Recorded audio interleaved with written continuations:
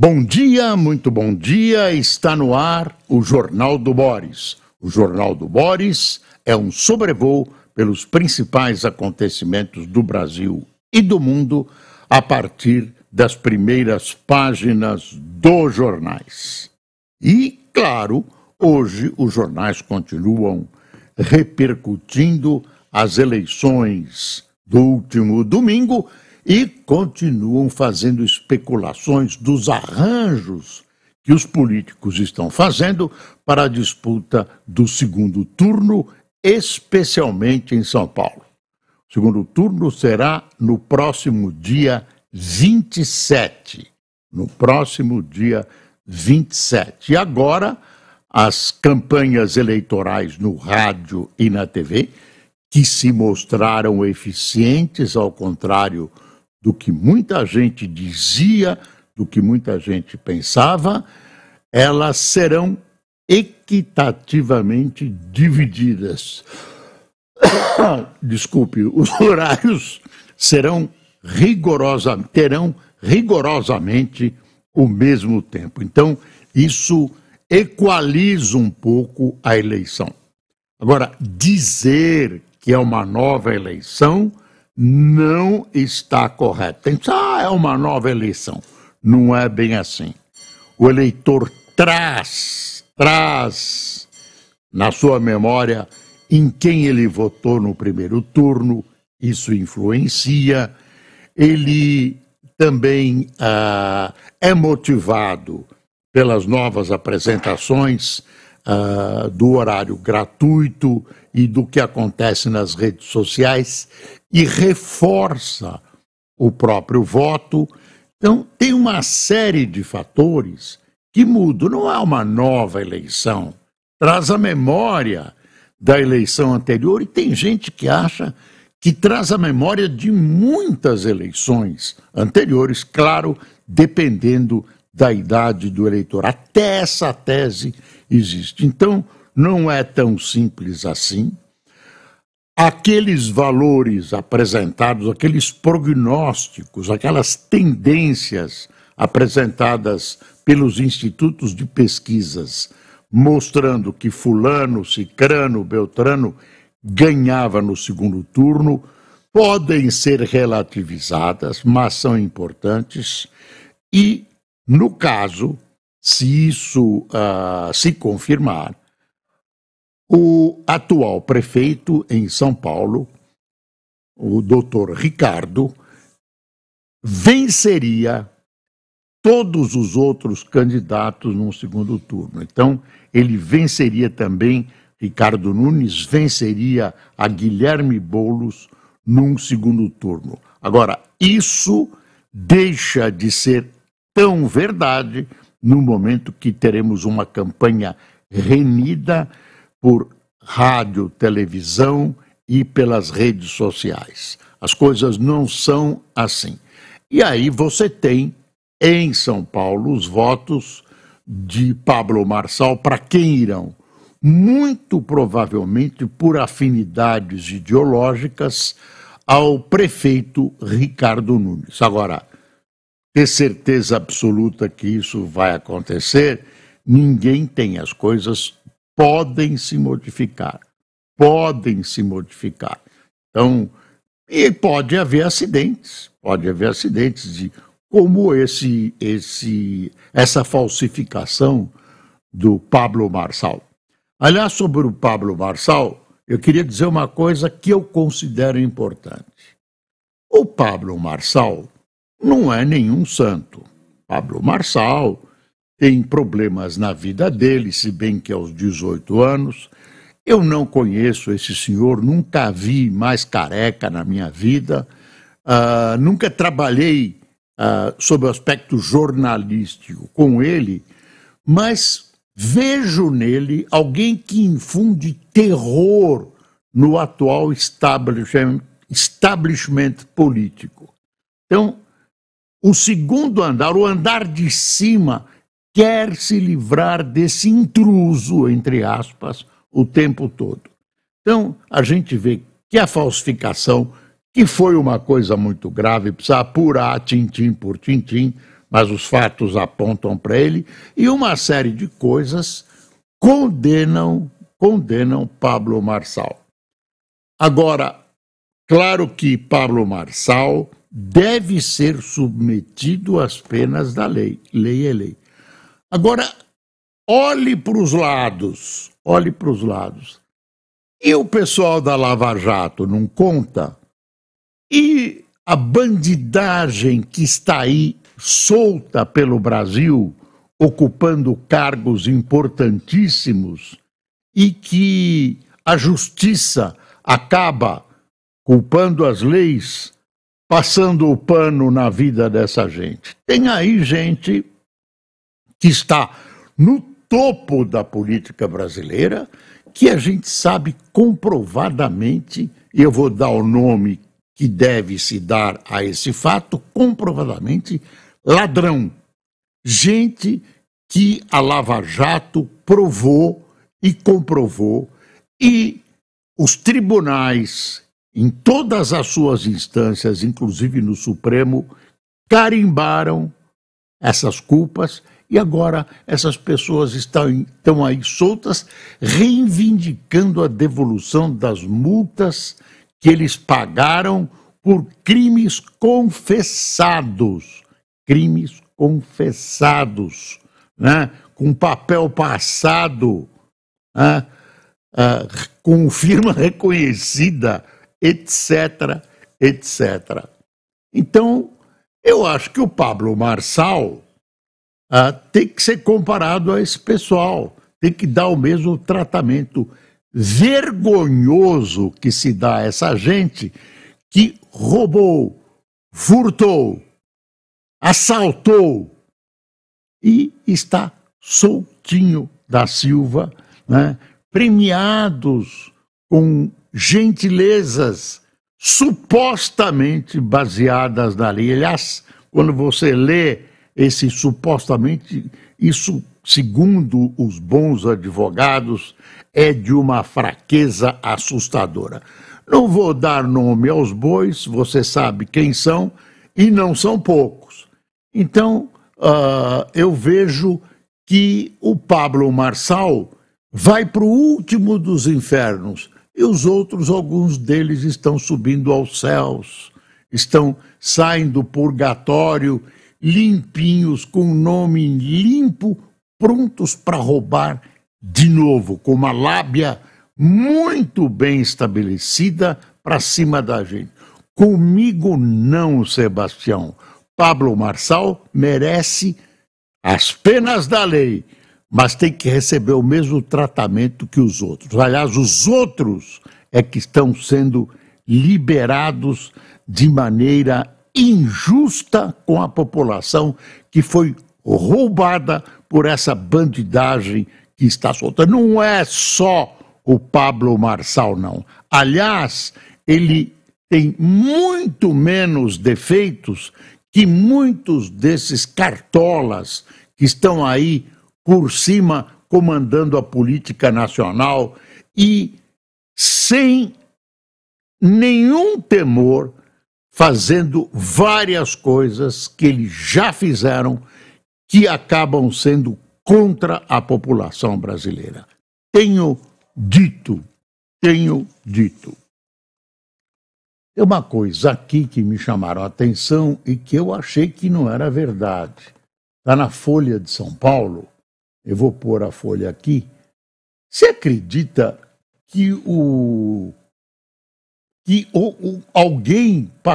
alguém que eu achava impossível está atacando o presidente Bolsonaro?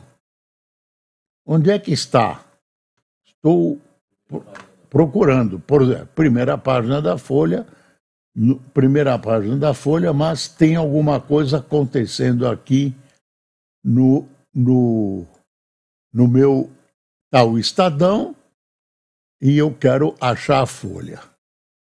Você vai cair de costas, como eu caí quando li essa coisa. Está aqui, estou procurando. Será que tiraram, doutor? Hã? Eu estou no Estado, é verdade. Tão parecidos os dois que eu estou no Estado. Cadê a Folha aqui? Mas eu não estou achando a Folha. Não. Sumiu a Folha. Bem porque eu queria. Folha Online. Ao vivo é assim, viu? Ao vivo é assim. Aqui é ao vivo. Ah, Folha Online também não entra. Aí,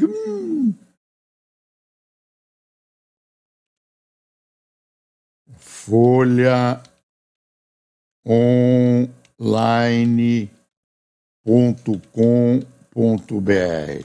Você vai ver quem partiu para cima do Bolsonaro.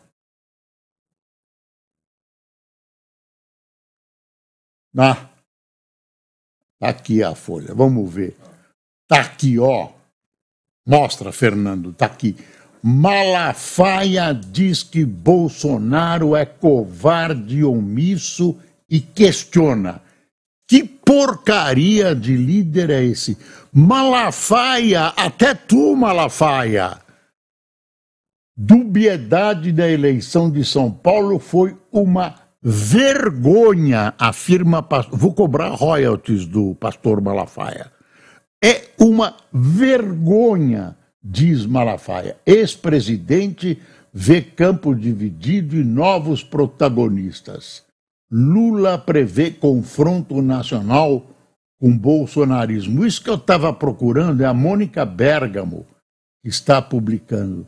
Será um dos maiores apoiadores de Jair Bolsonaro, o pastor Silas Malafaia, está decepcionado com o ex-presidente. Ele acusa Bolsonaro de se omitir nas eleições municipais de São Paulo por medo de ser derrotado por Pablo Marçal, do PRTB, caso o ex-coach vencesse o prefeito Ricardo Nunes, do MDB, com quem o ex-presidente firmou aliança e até indicou um vice na chapa. É verdade, o Bolsonaro ficou... Como ele não gosta de perder, ele botou uma ponta do pé em cada canoa, ameaçou embarcar com o Pablo e depois ficou com o Ricardo. Malafaia diz que não é papel de um líder guiar-se exclusivamente pelas redes sociais. Que porcaria de líder é esse? Questiona. Piedoso sacerdote, ele, salve-me da boca. Afirma que mais de 30 mensagens, afirma que enviou mais de 30 mensagens duríssimas para ele, mensagens duríssimas, e diz que o ex-presidente só não teria respondido porque recebeu o apoio dele em momentos cruciais da vida, como no dia em que, perto de ser preso, chorou por 5 minutos ao telefone sem parar. Mais uma pessoa o encheu de alegria, o governador de São Paulo, Tarcísio de Freitas, a quem pretende apoiar para presidente da República, caso Bolsonaro siga inelegível até 2026. Olha. E aí tem clique e leia trechos da entrevista. Decepções. Nicolas, um garoto bom, teve uma atitude de politiqueiro velho. Atirou para todos os lados, hein? Bolsonaro nas eleições. Que porcaria de líder é esse? Na linha com o ex-presidente, ele chorou por 5 minutos comigo no telefone. Farsa. Marçal conhecem a linguagem evangélica e é um manipulador de alto grau. Só ele, Malafaia, só ele. Tem aí piedosos sacerdotes com judeus é a grana, viu? Não estou falando no senhor. Antes e depois, antigamente a direita era uma prostituta. Tarcísio de Freitas, eu tinha algumas dúvidas sobre ele, mas caíram todas nestas eleições. Decepções. Que balanço faz das eleições? Eu tive 2 alegrias e 4 decepções. A primeira alegria foi com a postura do governador de São Paulo, Tarcísio de Freitas. Ele mostrou que um líder não anda para trás do povo que lidera. Um líder guia, anda para frente. Você não é um verdadeiro líder até que não ande sozinho. Tarcísio ganhou comigo. Eu estou achando que o Malafaia é candidato. Impossível que não seja. Agora ele brigou com o Bolsonaro, o grande amigo dele. Bolsonaro não. Malafaia, bispo, pastor Malafaia. O inferno está aí, portas abertas. Cuidado. Um escorregão e pronto. Mas olha, é meio pitoresco tudo isso, mas tem algumas coisas que estão faladas aí que as pessoas não estão falando. Às vezes algumas bocas falam pelo Malafaia. O Estadão. Nunes busca eleitor de Marçal. Boulos quer recuperar periferia. Vamos ver se ele consegue os eleitores do Marçal. Eu acho que sim. Há aí alguma conectividade de caráter ideológico. O Nunes, que não era muito à direita, um político assim ortodoxo, daqueles políticos antigos, tal, agrada todo mundo. Aí, de repente, ele precisou se aproximar do Bolsonaro, que estava desconfiado, não tinha certeza da vitória dele, não queria aderir, apesar de ter indicado o vice, e aí ele deu um pau na vacina, resolveu partir para cima da vacina, e aí aparentemente se aproximou do Bolsonaro. A questão da vacina é um divisor de águas entre o bolsonarismo e o não bolsonarismo. Daqui a pouco a gente volta. Tem algumas coisas interessantes, viu? Por exemplo, 3 cubanos, que eram médicos cubanos que ficaram do Brasil, fugiram de Cuba, foram eleitos vereadores, inclusive uma vereadora à Câmara Municipal de São Paulo. Foi eleita uma cubana vereadora. Muito interessante. E o pessoal ainda, esses basbaques comunistas, ainda acham Cuba interessante. Vai morar em Cuba para você ver. Está faltando comida em Cuba, falta eletricidade, falta tudo. Eles ainda têm esperança. Cuba. E ainda põe a culpa nos americanos. Põe a culpa nos americanos, o que é uma total, completa e inteira inverdade. Estou vendo aqui. Eu ouço blém blém aqui e fico achando que pode aparecer alguma coisa. Quem está presente em quase todos os jornais hoje é o Kassab, assim, pousando de rei, é o grande vencedor. Kassab é o grande vencedor dessa eleição, o partido dele cresceu, né? Ganhou um número expressivo de prefeitos e ele continua. Ele é contra o Lula em algumas cidades, a favor do Lula em outras, e tem 3 ministérios do governo Lula. Aí diz, o pessoal de direita, sem vergonha, vai lá e acaba aderindo ao Lula. Não é bem assim. Você já pensou se o Lula tem um ministério de centro-direita para poder governar? Eu acho que essa é a tese. Ele que foi buscar um governo de centro-direita para poder governar. Vamos ver a manchete da Folha. Não concordo muito com essa manchete. Olha aqui. Eleição marca avanço do centro que transita entre direita e esquerda. Marcou o avanço do centro. Agora, isso pode dar ao leitor a impressão de que a direita e a esquerda empataram, para usar uma linguagem futebolística. Empataram nada. Houve um avanço significativo da direita. Eu estou falando da direita civilizada, não estou falando em extrema-direita. Extrema-direita é lixo, é fascismo, é nazismo. Assim como extrema-esquerda, comunismo, marxismo, também é. Então, excluam-se das minhas análises os extremos. Estou falando de gente civilizada, de gente civilizada. Tem aqui com avanço tímido, prefeitos negros são 13 cada 10 eleitos. Prefeitas eleitas sobem 9%. 7 capitais farão segundo turno com mulheres. É pouco, né?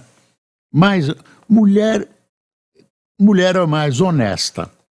Tem um amigo que dizia isso, eu acho que é verdade. Mulher é mais honesta. E eu acho que as mulheres, você mulher, devia participar mais da política. Estão precisando de vocês. Cadê as mulheres? Ora, bolas. Olha, um dia triste ontem foi o aniversário, triste aniversário, do ataque do terrorismo do Hamas contra Israel. Esse pessoal invadiu Israel, matou mais de 1.000 pessoas, sequestrou, ainda mantém sequestrados. E Israel contra-atacou, exercendo o seu direito de defesa. E as pessoas antissemitas, né, que não gostam de judeus, atacam Israel por isso. Alguns governos, e aí eu incluo o governo brasileiro, tem uma política errática. Sempre a tradição do Itamaraty foi lutar pela paz, gerenciar políticas que podem levar à paz. Agora não, agora aderiu ao Irã. O Brasil está submetido ao Irã. Basta ver os comunicados do Itamaraty. Basta ver. O Brasil está submetido ao Irã, Rússia, Nicarágua. Falando em Rússia, Lavrov, o ministro de Relações Exteriores, trovejou ameaças, dizendo que se a Ucrânia atacar a Rússia com armas do Ocidente, blá, blá, vai acontecer. É perigo mesmo. Nesse fim de semana, alguns hackers ucranianos conseguiram tirar do ar importantes emissoras da Rússia. Depois tudo voltou ao normal, mas que tiraram do ar, tiraram. Olha, em contraposição a essa manchete, que eu acho que não deixa as coisas muito claras, o Estadão fez um editorial, é o primeiro editorial do Estadão, dizendo o seguinte: eleição confirma um país à direita. Esse pessoal de esquerda não se conforma que o Brasil a população brasileira é de direita. Eles não sabem o que é direita. Sabe, sim, senhor, sabem. Eles não sabem, sabe o que é direita e, quer dizer, esse pessoal diz que o brasileiro não sabe votar e não sabe nada quando lhes é conveniente. Por exemplo, para manter o voto obrigatório. A população brasileira ainda não está preparada para votar. Está preparada, sim, senhor. Vocês que querem se manter no poder, né? Esse andar de cima, cadê o voto facultativo? Voto tem que ser um direito e não uma obrigação. Olha o mundo todo. Que história é essa? Quando é que vamos acabar com o voto obrigatório? Eu não vi nenhuma discussão. O que pensam os candidatos a esse respeito? Tem medo de ser condenado pelo STF? Não vai ser nada. É uma discussão correta. E aí o Estadão vem com outro editorial trovejando. É hora de demolir a escola Marçal. É bom que Marçal tenha perdido no voto, mas só a punição implacável do coach sinalizará outros vândalos que seus métodos marginais não têm lugar numa democracia que preste. E o pessoal condenado pela Lava Jato tem lugar? Estão aí recebendo a sua graninha de volta, etc. Mas eu estou voltando à questão de Israel Israel está lutando em causa própria. Esses ataques ao Hezbollah no Líbano e o provável ataque que Israel fará em retaliação ao Irã são absolutamente legítimos. O Boris está pregando a guerra. Às vezes é necessária a guerra para se atingir a paz. Como é que o mundo tolera um país como o Irã e esses seus bonecos, Hamas, Hezbollah, Houthis, que pregam a destruição de outro Estado? Eles pregam. Se você perguntar para o Ayatollah, aquele de turbante, por quê? Aí ele vai dizer, não sei. Não tem uma razão objetiva, é antissemitismo puro. É pegar o povo judeu e continuar massacrando por séculos e séculos. Os palestinos têm uma pinimba lá territorial. Aí você pode dar razão para um ou para outro, mas dá para entender, pode dizer que Israel não tem razão. Agora, nessa questão, Israel, ao atacar, e irá atacar o Irã, tem toda a razão. Tomara que Israel destrua o arsenal atômico que o Irã está montando, porque o mundo corre perigo com esses ayatolás. Aí alguém me deu uma explicação, foi o Luiz, por que os ayatolás principais usam aquele turbante preto? Seriam descendentes diretos do profeta Maomé. Por isso eles usam turbante preto. Eu não sabia. Bom, enfim, Boris está pregando a guerra. Estou pregando a guerra e também prego a guerra, que se é guerra, que a Ucrânia está se defendendo. Vem o Lula e quer que os dois sentem-se à mesa. Que a Ucrânia tem para negociar? Não, a Ucrânia foi invadida.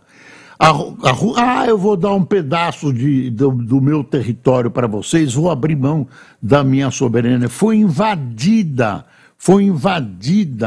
pela Rússia. Não são duas coisas iguais, não. E Israel tem, minuto a minuto, anunciada a sua tentativa de destruição por parte do Irã. Que história é essa? Polícia Civil vai investigar laudo falso de Marçal. Tem uma história aqui terrível, passou batido. Sob pressão judicial, ANEEL repassa a Amazonas Energia a AMBA da JIF dos irmãos Batista. Lembra-se dos irmãos Batista? Edição extra do Diário Oficial da União publicou decisão. Custo de 14 bilhões será rebaixado à conta de luz. Ou seja, entregaram a empresa por irmãos Batista. A empresa tem uma dívida de 14 bilhões. Quem vai pagar é você, trouxa. Você vai pagar na sua conta de luz. Os irmãos Batista não, eles vão ficar com a empresa. Que bom, né, Lula? Que maravilhoso. Nós todos, você, eu, vamos agora pagar a conta da transferência dessa empresa de energia elétrica para os irmãos Batista. Não basta o que eles já ganharam nas costas da gente, dá vontade de falar um palavrão, Estou dando um giro aqui porque deve ter... hoje o Galípolo vai ser ouvido no Senado, devem votar ainda hoje a indicação dele para presidente do Banco Central, Galípolo. A grande dúvida é a seguinte, e é a pergunta que eu faço: senhor Galípolo, o senhor vai seguir cegamente o presidente Lula ou o senhor vai seguir a boa técnica econômica? Essa pergunta que prevalece hoje e que deve comandar o questionamento ao senhor Galípolo, de quem falam maravilhas e que deve ser o próximo presidente do Banco Central. E aí, Centrão garante a hegemonia nos municípios campeões de emendas. As emendas ajudaram na eleição, as emendas PIX. Eles recebem as emendas, não tem que prestar contas, né? Recebem, e isso se refletiu na eleição, porque os prefeitos fizeram obras. Deve ter sobrado um baratinho para alguém, mas os prefeitos fizeram obras. Com isso, se engrandeceram, né? E, então, as reeleições, muitas das reeleições, está aqui uma matéria do Estadão analisando isso, se deve a essas emendas. Então, as emendas são antidemocráticas, porque quem não tem emenda na mão não se elege. Isso é uma vergonha. Hoje temos vergonhas pra cacete. Vamos a quem tomou café hoje com a gente.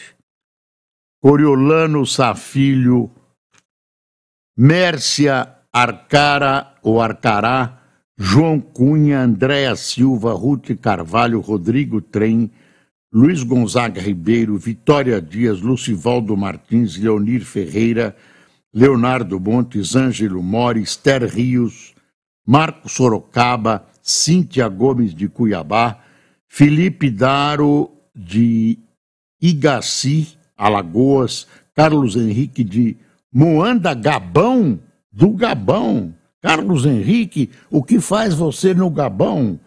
Dorinha Paiva de Guaxupé, Gabão, primeiro telespectador de Gabão, deve ter mais gente lá. Muito obrigado por sua audiência. Eu queria, antes de encerrar, só dizer uma coisa que eu já devia ter dito, que nós temos um novo participante, uma nova retransmissão do Jornal do Boris, desta vez no Rio Grande do Sul.